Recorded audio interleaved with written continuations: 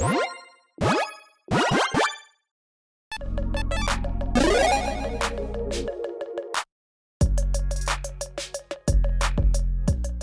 everyone, Mitch coming in once again for the Chimera's Core studio. Welcome to the show. So, you know the drill, spoiler season. Here's the thing, this might be the last episode of spoilers, my goodness. This spoiler season seems like it's been for a couple of years at this point because of all the leaks. We finally have the rest of the actual set. And we might be done with spoilers from the actual precons too, because I believe that the Simic one just came out, and every single one of those cards were leaked previously.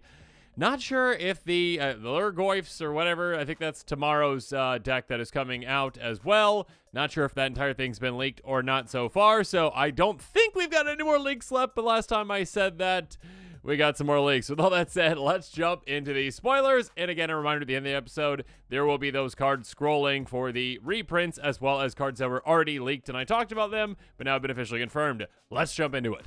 And first up, this is Gross. And yeah, hey, do you like Fleshback Marauder or Merciless Executioner or Plaguecrafter? Well, here is okay, not technically better than Plaguecrafter, but definitely better than the other two, and really, really, really good. But, I mean, I guess I'd say this is better than Plaguecrafter personally. Accursed Marauder, a 2/1 zombie warrior. 2 creature types, especially zombie, that are quite relevant. For 1 black, when it enters the battlefield, each player sacrifices a non-token creature. Ouch. So this is just a straight up edict effect on a creature, which means that it can be pretty easily used and abused in a couple of different ways. You can obviously like feign death it, bring it back essentially from dying. You can reanimate it, bring it back from the actual graveyard. You can blink it, etc., etc., etc. I mean, typically it's going to be like, okay, I played this and it's sacrificed. You also get, any other triggers you're getting from it dying, then, etc., etc. Yeah, this is very, very good. Only certain types of decks out there obviously want an edict effect on a creature like this, but yeah, if your decks have Merciless Executioner, Fleshback Marauder, Plaguecrafter, is it Plaguecrafter? I think that's the name of that one.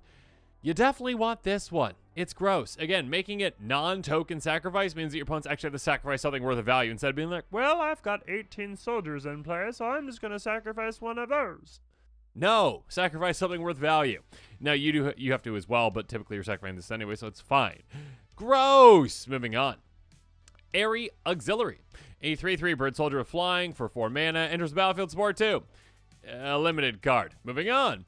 Arcbound Condor. A 0/0 bird with flying and modular 3 for 4 mana in black. Whenever an artifact enters the battlefield under control, target creature an opponent controls gets -1/-1 until end of turn.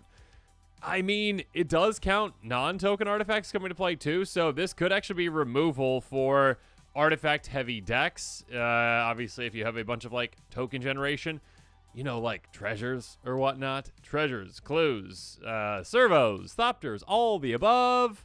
If you're making quite a few of them, you can, like, really take out a lot of creatures with this. So, very specifically for, like, artifact-heavy synergies, yeah, it could be considered.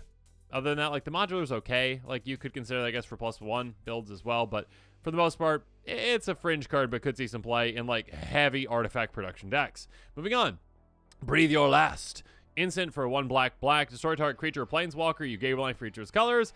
Wasn't it, like, not too long ago? I think it was, like, an Amonkhet that we got, like, the original Amonkhet, that we got, like, Heroes Down. Was it Heroes Downfall? Is that the one where it's, like, destroy target creature or planeswalker for, like, this amount? I mean, maybe it had, like, something else to it, but now we're getting this at common.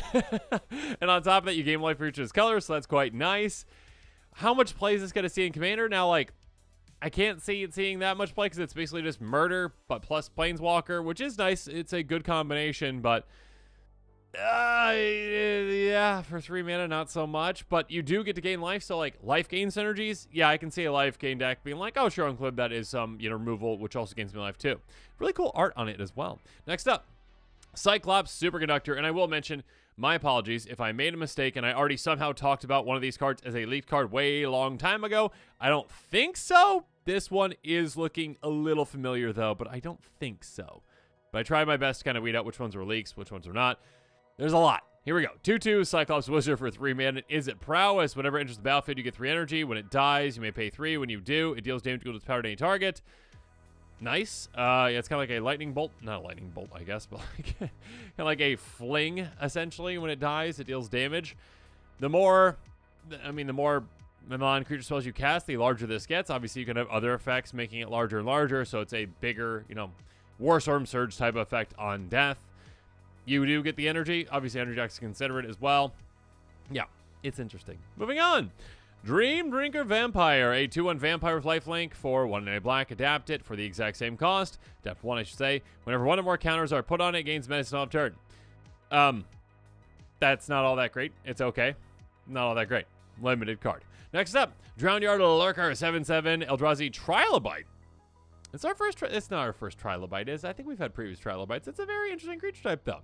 Vigilance for 7 mana, cycling for 2 in a blue. When you cycle or cast it, you get a 0/1. Cool.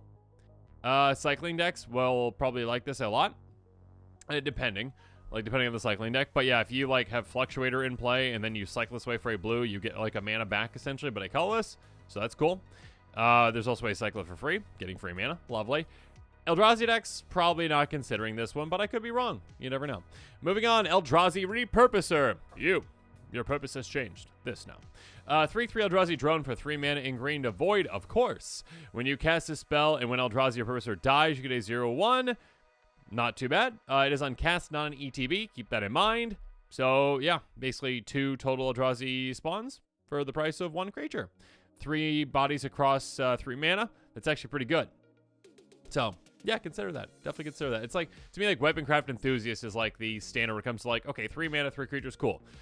This, yeah, you can utilize those creatures for mana too, which is lovely. Though, obviously, you have to actually sacrifice this or have it die in some way to actually get the second one. And it's not an ETB, so you can't abuse it. Moving on, Electrozoa. A 3/1 jellyfish with flash and flying for 3 mana in blue. Enters the battlefield to get 2 energy counters. At the beginning of your pre-combat main phase, tap unless you pay a single energy. Limited card. Or Jellyfish Tribal, if that's a thing. Next up, Envoy of the Ancestors, a 2/3 cleric for 3 mana in white. Outlast for a single white mana. Tap to put that counter on it, of course. It's sorcery speed. Modify creature control of lifelink. That's interesting. So, I think we already had, +1 counters on creatures, give them lifelink, essentially. I think we had that from Kanzatar Kira, I believe. I could be wrong. But yes, being all modified creatures now, it's quite nice. So I guess if you're leaning really heavily into auras, leaning heavily into equipment, leaning heavily into counters of any type, essentially, yeah, you could consider this if you really want lifelink. Lifelink is nice for padding your life total and also any kind of life gain synergies. Would I say this is good in a life gain deck? If you've got modifications, sure. If not, then just being ha ha ha! Wait until I outlast this and then it will be a 3/4 that has lifelink. No, you need more than just 1, obviously. But yeah, I mean, if you've got a decent amount of equipment in the deck for oh, I'm protecting my commander with this, maybe consider it too. Moving on, Faithful Watchdog, a 0/0 dog for 2 mana in Selesnya. Vigilance, enters the battlefield, 3 counters on it. That's pretty cool. Counter decks, maybe, depending on how they can distribute counters. Dog Tribal, obviously. It's adorable. I mean, it's got armor, and it's just I'm waiting here for somebody. It's kind of like a stormy day, but a little bit of, sun in there too. Okay, moving on. Next up, Pinnacle Monk, a 2/2 Djinn Monk for 5 mana with prowess, and this is an MDFC. Enters the battlefield, return target, insert sorcery card from your grave to your hand. Okay, let's just start with this before we talk about the backside, which is going to seem pretty, not repeatable, but we've seen that before, I should say. Yeah, this is, I mean, usually at 4 mana is where you get this, ETB, or Chaomancer, essentially, right? ETB gets it out of your graveyard. Instant sorcery.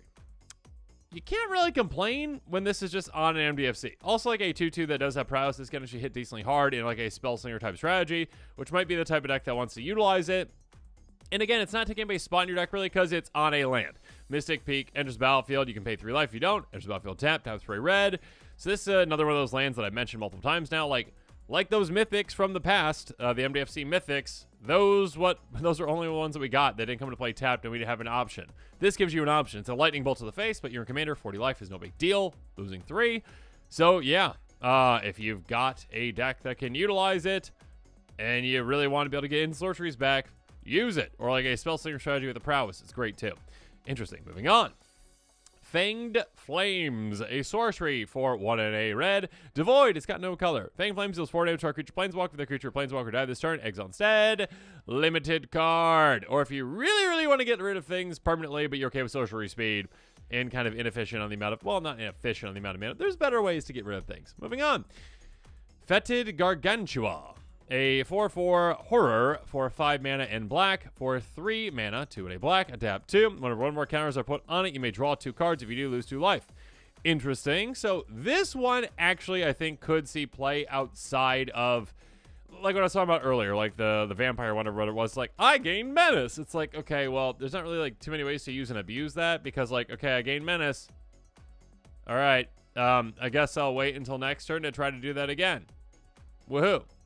Versus this one, 2 cards for 2 life is quite nice. I will do that any day of the week, obviously, in Commander. So being able to just get 1 counter on this, again, it does say 1 or more, so it's not like you can't just like, I adapt 2, and then it's like, oh, cool, I get 2 counters and I draw 4 and I lose 4. No, it's 1 or more. If you can get a counter on this in any way, again, just adapting it or any other +1 counter synergies, great. You get to draw 2, lose 2. But also, if you've got any like proliferate type effects, which if you are in a +1 counters build, you're going to have those. You're also going to have other ways to get counters on this. And when you do that every single time, it is an amazing draw engine for you. Yeah, there's a price to it. Again, losing 2 life each time, that's not nothing, but it's 1/20th of your life in Commander. Plus, you probably have ways to gain life too, so you're fine.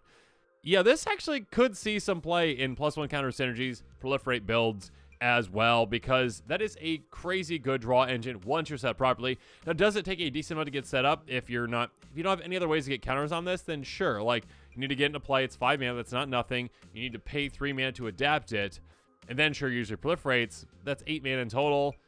It's not worth it to start, but once you get things going, yeah, that can be a crazy good draw engine for you. Next up, Gift of the Viper. Instant for a single green mana, put a counter. Plus, I do shorthand +1 counter, sorry. So I'm just going to shorthand it right now. So you know what I'm talking about. A counter, a reach counter, a death touch counter on target creature, untap it. So yeah, that's quite nice. Typically, and let me know in the comments if I'm wrong on this, but when you're setting 1 mana, it's like, okay, it gets those things usually just on its own. Like we've seen these before, like untap a creature, gets +1, or untap a creature, gains reach until end of turn. I don't know if we've really seen like throwing counters on it too, like reach counters, death touch counters. That's nice, being able to permanently give it that. Now that being said, like how many decks are gonna utilize this just like combat trick being like, ha ha ha, I block you, take you out. Yes. It's more to me like Marwyn the Nurturer type decks that are like, hey, I've got my commander, I'd like to untap it all the time, all the time, all the time, all the time. Yeah, that's probably where it's gonna see play. If you've got a commander that you really like to untap, you get a lot of value from it. Sure, you can throw a counter on it. Sure, you can get a reach counter and a death touch counter on it too, just to boot, because that's fun. Yeah, I mean, untap synergies with commanders, with other things. Definitely consider this one. Moving on, Hope Ender Kotal.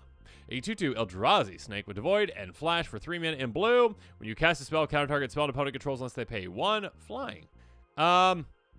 Limited card, most likely, or if you got like a Flash tribal type deck. Maybe, I guess, Eldrazi, you're like, no one will expect my Eldrazi deck to have this counter. Maybe they will. Moving on.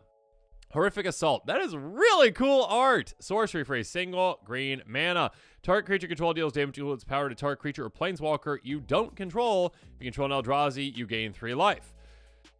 I mean, fight decks are gonna love this. I mean, it depends. Like, because again, like some fight decks, like actually getting the damage dealt to them with like enrage triggers, if I could talk. But this one is like green removal. It is sorcery speed, but again, it's just 1 mana to basically have any of your creatures. If you're in a green deck, most likely you get the biggest creature. Take out any other creature you don't control. It is specific and you don't control, so you can't like activate your own enrage triggers or whatnot. Or like, I've got a stuffy doll. Hit my own stuffy doll. If you control Eldrazi, 2, you gain 3 life. Like, is that going to influence Eldrazi players to play this? I don't know.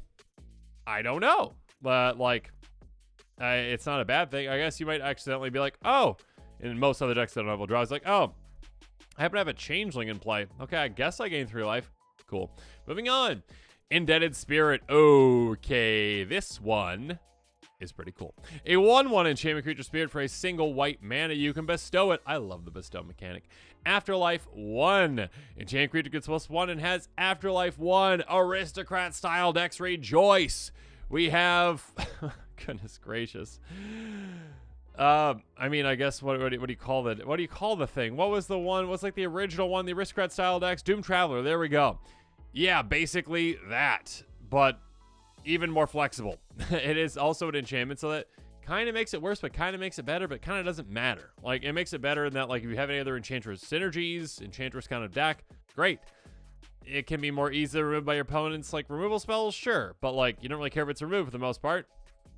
Being able to, again, attach to a creature, get +1 and Afterlife 1 means that you're getting a creature token when that one dies. And then also this comes into play when the bestowing's done. And then you have this one die, and then you get another creature token. So it's kind of like 3-in-1 in a way, because you attach to another creature and then you Afterlife twice while also having this as well.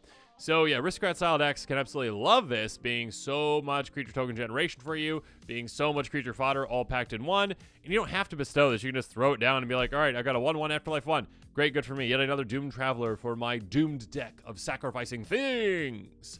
Moving on. Infernal Captor, a 3/3 Devil Rogue with Exploit for 4 mana in red. When it exploits a creature, gaining control of target artifact creature till turn, untap that permanent, gain taste turn. It's a threatened effect that takes artifacts, I guess. Sure, you could exploit something else. More of a limited card, in my opinion. Next up, Inspired Inventor. Cool invention there. 2/2 Human Artificer for 3 mana. Also, really cool background. That looks like an actual, like, painting photo, like, realistic of, like, the Alps or something. I don't know. That's really cool. Yeah. Okay, anyways. Inspiring to travel right now. A 3 mana white Human Artificer enters the battlefield. Choose 1. You get 3 energy counters. Put a counter on target creature or create a servo. Limited card. Unless you're an energy deck and you're like, I really need any way to make energy. Cool. Next up, Inventor's Axe. Equipment for a single red mana. Equip, pay, energy. Hopefully you've got a way to make energy. Oh, you do. Flash it in. Enters the battlefield. You get 2 energy counters. Enters the battlefield. Attach to our creature control. Creatures +2/+0. Very interesting. Kind of like what, not Bloodforged Battle Axe. That's like the, I can't remember the original of all that is, but yes. +2/+0 for 1 mana. Attaching an instant speed is really nice. Equipment decks might want to consider this one, but like, again, you can only reattach it once. Like, it's free to attach the first time, which is lovely. But you can only reattach this once, essentially, and then you're out of energy. Unless you've got any proliferate effects, any energy effects. I'd say this is probably more limited, again, because of that.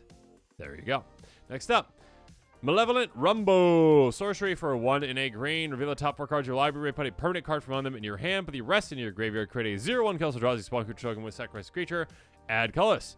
This is one of those cards that's like, it's interesting because, I mean, like, sorcery speeds, you don't really like that much, but like, it is kind of ramp. It's temporary ramp in that it's making Eldrazi spawn, but like, there are certain times where like, okay, like, I just want like every single low to the ground ramp spell I can get.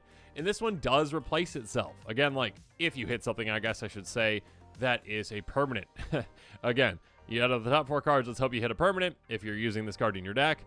And yeah, it replaces itself, and it gives you like a little ramp as well right there with that Eldrazi spawn, or temporary ramp, I should say. It's not bad. It's definitely not for every kind of deck out there. Maybe for like a more graveyard-centric deck, like self-mill type deck, Eldrazi deck. Yeah, moving on. Molten Gatekeeper. You can't come this way. A 2/3 Golem artifact creature for 3 mana in red. Whenever another creature enters the battlefield under your control, it deals 1 damage to each opponent. That's nice. Also unearth it for a single red mana. So, kind of like those, Spitfire Lagak, I believe is the card. Gosh, there's so many cards these days, it's hard to keep track of every single one.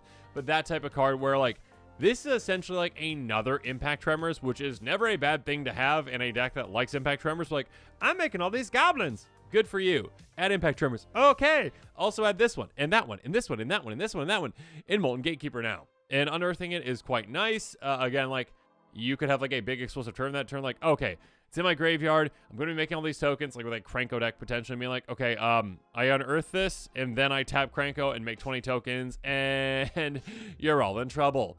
So yeah, this could be quite nice in those types of synergies. Moving on. Muster the Departed. Enchantment for 3 mana in white. Enters the battlefield, create a 1/1 white flying spirit creature with flying. Morbid at the beginning of your end step. If a creature died this turn, populate. It's It's interesting. Again, ETB is nice to kind of give you that token right away.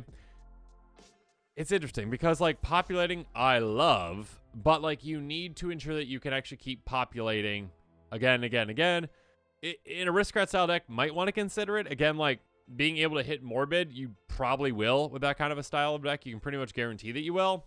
And you're going to have creature tokens in play that you want to copy. Yeah, I'd say it's pretty specific, though. It's pretty specific on what it wants to do. It's not going to make the cut for certain ones. It might make the cut for other ones. Next up. Nightshade Dryad, a 1/2 for 2 mana in green, Death Touch, tap for colorless, or tap to 1 mana in color. I was like, that's got to be a printing error. Why's it got both? Ah, that makes sense. Because there are certain cards out there that, require a colorless. So there you go. This gives you both. It's also a Death Touch creature. Do you like mana dorks? Do you have, like, colorless specific things potentially? Sure, consider that as well. But yeah, good mana fixing as well. Moving on. Obstinate Gargoyle, a 2/2 gargoyle that has a lot of arrows in it for some reason. For 3 mana in Orzhov, artifact creature has flying as long as it's modified. It's got persist. Okay. Yeah, I'll let you know, I haven't actually been able to look through all these cards. Some of these are just like fresh to me too, which is awesome. Persist has some crazy broken things you can do with it. Like any single kind of card out there that's like, hey, when a creature comes into play, put a +1 counter on it. That goes infinite with a persist creature because those counters will cancel out. And then it's like, I don't know any counters. What are you talking about? And then you sacrifice it again. And your opponent's like, oh no, here comes the loop. So yeah, I mean, I think the most important thing of this is not that it can gain flying if it's modified. It is, which I guess is ironic because when you persist it, then yeah, that's how it would work, right? Yeah. The important thing here is, that it has persist and that it can go infinite with certain things. Moving on.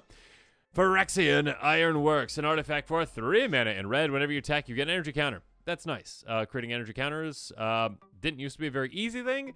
Now it's starting to be a lot more easy with all the support for it. And throwing this in energy deck can be quite great to be able to be like, oh, okay, I attack with a bunch of things. I get a lot of energy. I think there was the Stone Idol Crater thingy or whatever, the artifact that also basically had this. Interesting.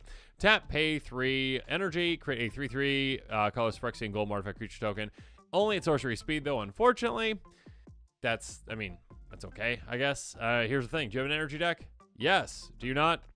Probably don't use this. Moving on. Propagator Drone. 2/2 Eldrazi Drone for 2 mana in green. Devoid. Creature tokens you have control of evolve.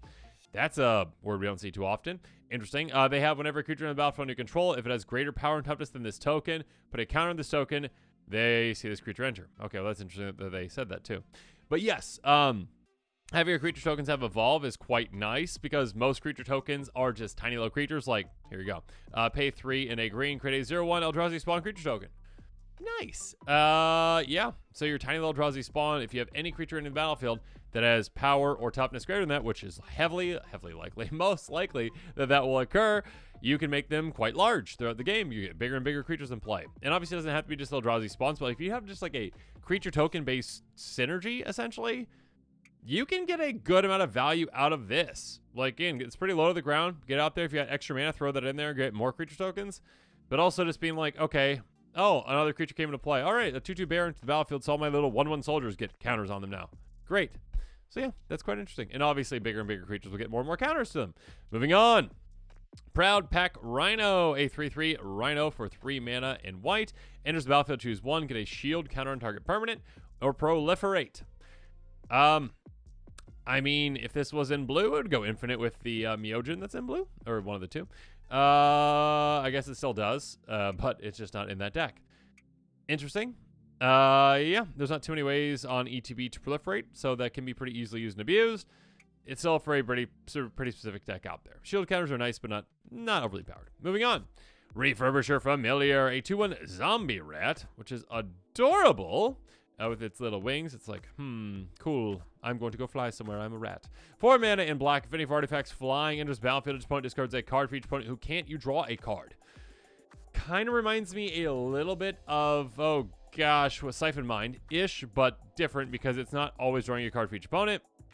Typically, it won't be. I'd say this is probably more so for like heavily artifact-centric decks, but not really. It's more for like discard decks that typically would have enough artifacts to make this just cost a single mana, which would be great. So yeah, there you go. I think that's probably it. Mostly like for like tiny bones decks. And like, you're going to have some artifacts in play, either those treasures or like, you know, mana rocks. Those are typically like mono black decks. So there you go. Moving on. Retrofitter Transmogrant.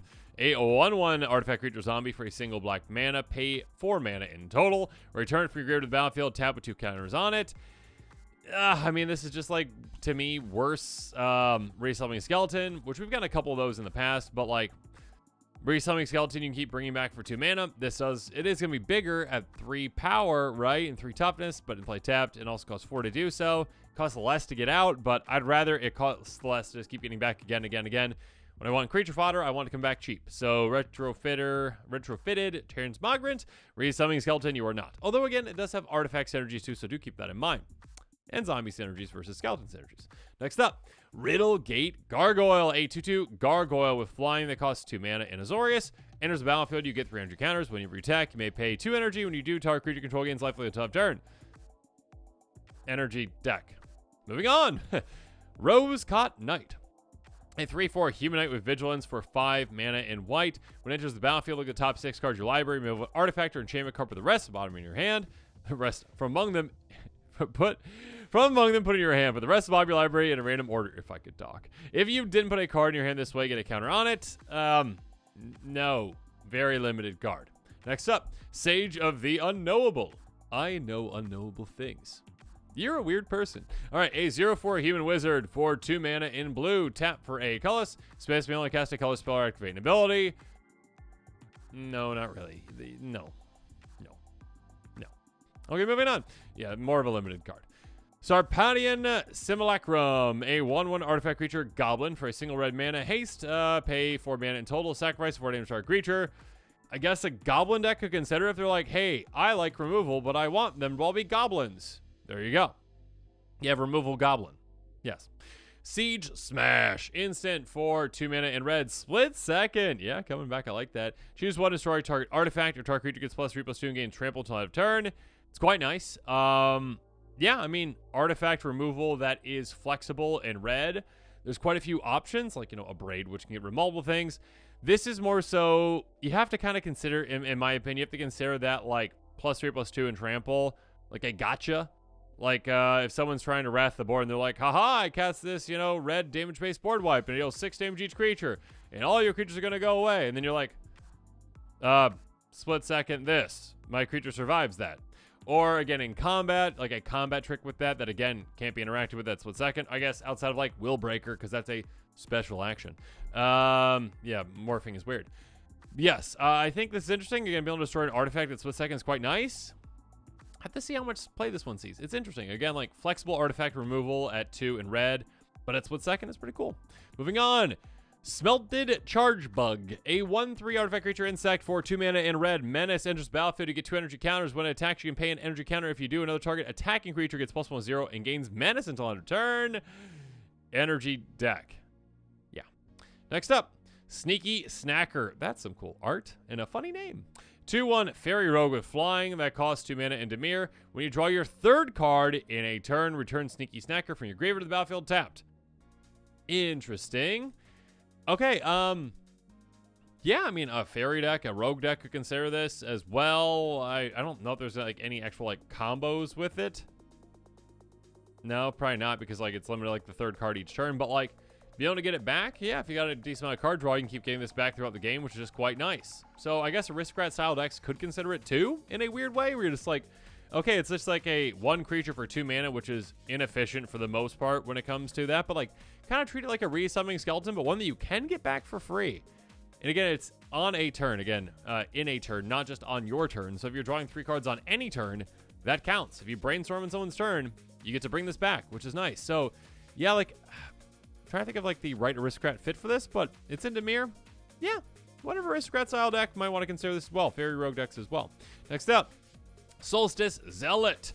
A 2/3 Rhino Cleric for 3 mana in white. Enters battlefield 200 counters. Tap, pay an energy. Tap our creature. What am I going to say, everyone?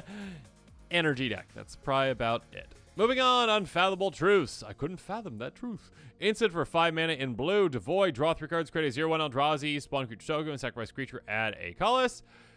I mean, at 5 mana in blue, you probably want to draw 4 cards at least.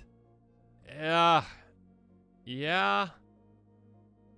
Yeah, I do say that. There's other ones that are like scry 3, then do that. But like, yeah, you rather have the scry probably than just the... You get 1 mana back technically, so it's kind of like 3. It's kind of like 4 mana, but you gotta keep that mana open for that. Yeah, I mean, outside of like an Eldrazi deck where you like really care about spawn, I'm not sure. I wouldn't think this would see too much play. Next up, Void Pouncer, a 3/1 Eldrazi with Void for 2 mana in red. You can kick it for 2 and a colorless. If it was kicked in its battlefield, 2 counters on it, and with a trample counter on it, and with haste. A kicker deck, Eldrazi deck, maybe. Don't know. Next up, Wing It. That's cool art. I look so happy. Like, oh cool, I can fly now. Instant for 2 mana in white. Target creature gets +2/+2 until turn. Put a flying counter on it. Scry 1. If you really care about permanently giving something flying, maybe like your commander potentially. A little pump effect there is nice, and the scry is nice as well. Yeah, cool art though. I like it. But now this episode is coming to a close. It's time for me to hear from you. So in the comments below, let me know your thoughts are on these cards. Which of these cards do you think is really going to stand out? I think there's a couple in this that are actually really going to stand out and make a pretty good impact for, you know, the decks that really want them. Again, the one that we started with, I can't remember the name. Now I'm failing right now because I should have just already gone to that one really quick. It's a zombie. It's scary. It's an Edict effect. A Curse Marauder. We got there. I definitely didn't just like scroll back up to see what it was. I think that can have a decent impact, again, in those kinds of decks that really want that type of effect. They're like, oh, great, what's better than, like, a 3-mana version of this? One that's 2 mana and forces a better sacrifice for me. Yeah, quite nice. Regardless, make sure you're staying tuned to this channel for more exciting quick takes. Spoilers, I was going to say leaks, but probably not leaks. You never know before tomorrow, so we shall see. And of course, as always, well, stay tuned for the next cards. They're going to be scrolling here in a little bit in case you need to see those that are like, were leaked, but now like are actually confirmed, or the reprints. Those will be coming up shortly. And of course, as always, thanks again. Have a good one.